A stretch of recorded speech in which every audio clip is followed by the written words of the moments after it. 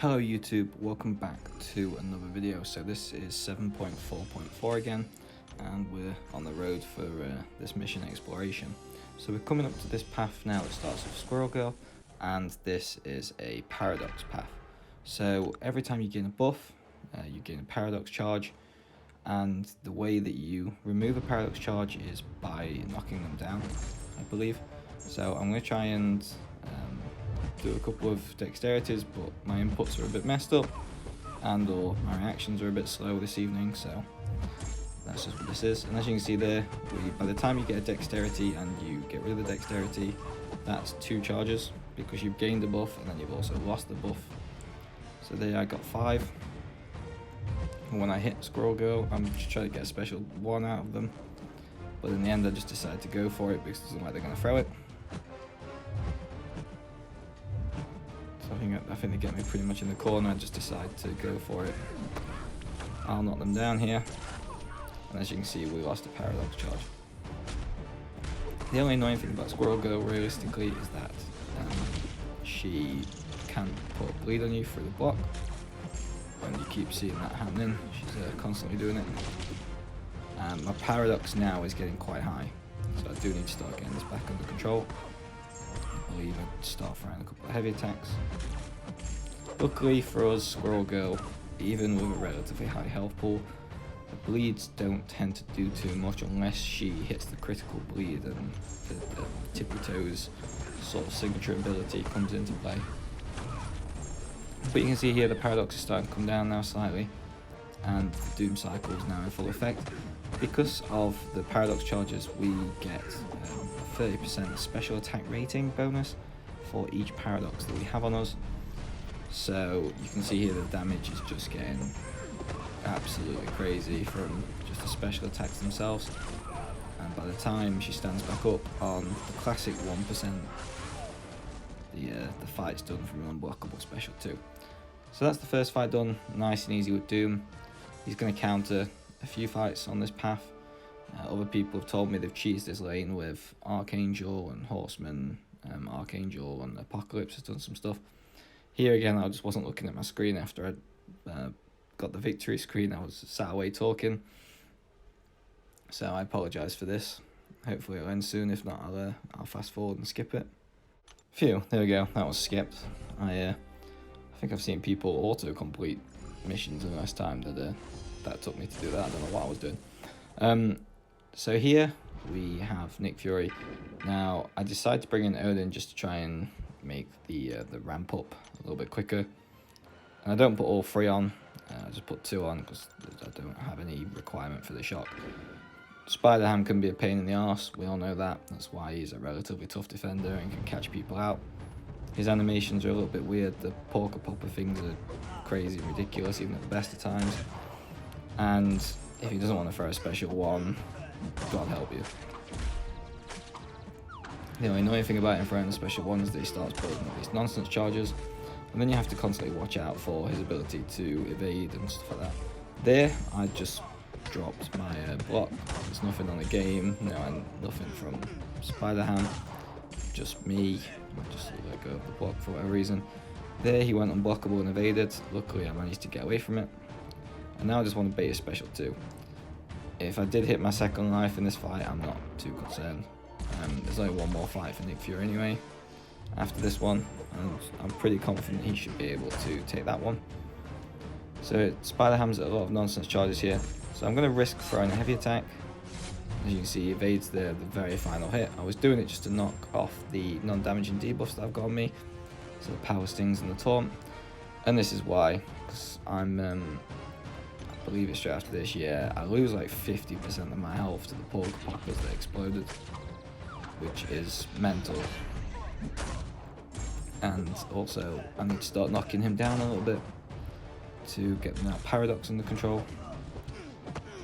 But again, I don't really want to if he's got a Porker Poppers ready to place on me at any point. I think here I was literally just about to throw it and he put a Porker Popper on me.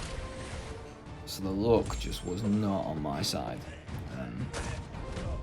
But nevertheless, it's a fight that Nick Fury still does Within his first life quite comfortably, with the scrub gameplay, and hopefully even a 5-star rank 5 should be able to make that a bit easier.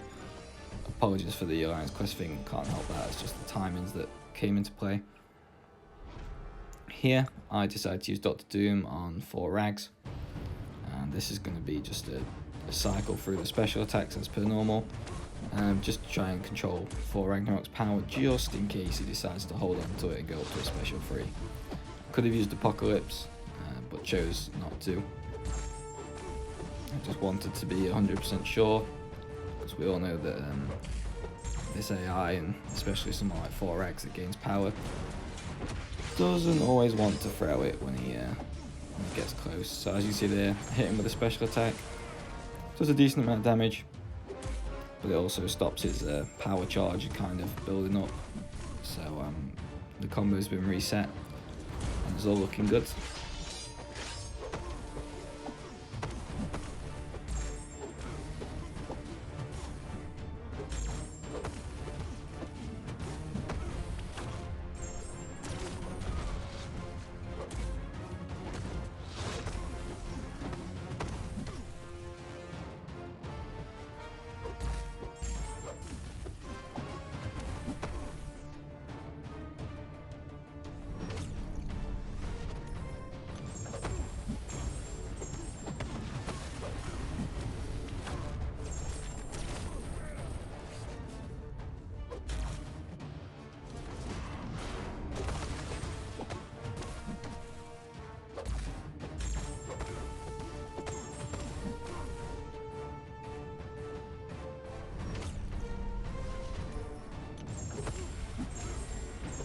And here we go. We're just coming out of the Doom cycle for the first time there. Ending the fight here. Nice and easy. As you can see, it's pretty light work for Dr. Doom. It's a few hits, but again, it's nothing that's terrible or uncontrollable. The fight's pretty much always in your hands. So this one here is the fight that I was talking about, the one that I want Nick Fury for. The reason why I want it for this Miles is that if you throw a special attack, Miles can obviously use a spider camo and dodge it. So if I can get enough tactical charges on Nick, then I can't miss and the fight will be easy.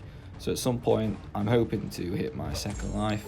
If I can do some damage before then, brilliant, that's exactly what I need. But if I go into it early doors, and again, it doesn't really make a big difference. I just noticed that my paradox here was quite high, so I go to land a few heavy attacks. Was it here I used the special one? Yeah. So I don't have the 5 tactical charges yet, so as you can see he got his camo, went invisible.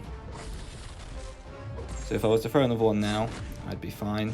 I'd be able to hit him during his camo mode, but I don't believe I get the opportunity. I think I get caught, if I remember rightly. I've only did this path like an hour or so ago there. So I just blocked the special attacks and pushing me there anyway. So now throw the special one, gain all the extra tactical charges, as you can see, now can't miss. Dodge these attacks, which again gives me a few more paradoxes. And by the time the special one's done, he's already dead.